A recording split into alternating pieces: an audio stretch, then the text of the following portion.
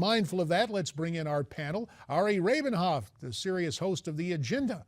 That would be the host of The Agenda on Sirius XM Radio. He is serious in his own right, even though he smiles right there. And the smiling guy with the New Year's beard from the Central Florida newsroom of Newsmax, Javier Manjarres, managing editor of the Shark Tank political blog. Javier, let me start with you. Sure. Has this president really been on a tightrope in terms of race relations? Well, where has he been? He's been all over the map. First of all, he's against the riots, but where has he been since then? Since the Black Friday riots and what happened last night at the Rams against the Raiders football game, where is he on this issue? Look, he wants to stay away from this, as far away from this issue as possible, but then again, he'll trot out people like Al Sharpton, who advises him on race relations, trots out and has him do his bidding and running roughshod when it comes to the race relations. Again, President Obama, I think, sides more with the Al Sharptons of the world than anyone else. But again, he's been nowhere to be found. He's nowhere to be found on this issue, and I don't think he will. Ari, I've said this both as a candidate and as a commentator, that sadly this president, who is supposed to be a post-racial president, has in many ways become our most racial president. Your take on that thought? I think it's to be expected. When you have the first black president of the United States, you're going to have a lot of feelings of people who don't like that idea coming out against him. And I'm not saying that everybody who opposes him is racist, but there is an element in this country that is uncomfortable with the idea of a black man as president. And I think you're seeing that as a reflection of that. Now, his treatment of the issues of race and his what I think is an avoidance of it, and I think a lot of people would classify it since his speech during the 2008 campaign, he is walking a tightrope. And, you know, should he go to Ferguson? I think he sees it as a catch-22. If he doesn't go, he's going to be attacked. And if he goes, he's going to be attacked. I tend to lean on the side, then he should go. Well, mindful of that, let's take a listen to what Harvard Law professor Charles Ogletree had to say. And Ari, then we'll get your reaction to that of Javier's after we listen to these comments.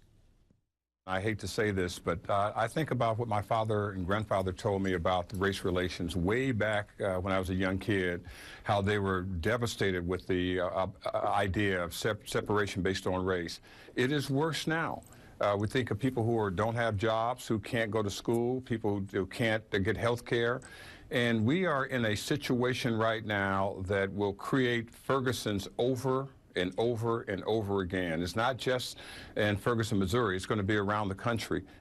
Gentlemen, we have about a minute and a half remaining in this segment, but you hear Professor Ogletree, Ari, saying that race relations are worse. Is it race relations, just the overall situation in which we find ourselves economically, etc.? Look, I think the problems Charles Ogletree refers to refer to two elements. One, a long history of problematic race relations in this country, and two, a degradation of our middle class and working class, starting with trade deals pushed by Democratic and Republican administrations for the past 30 years. That's my 45-second take. Fine. Let's get 45 seconds from Javier Manjarres on the whole subject. Look, it's easy to blame everyone else but themselves, but these people need to take responsibility for their actions.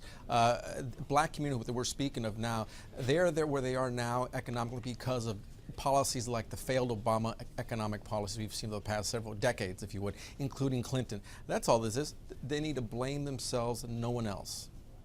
Is it a matter, how, Ari, on this, and we've got 30 here, so let me give you 15 seconds. How much of this comes down to personal responsibility instead of societal victimization?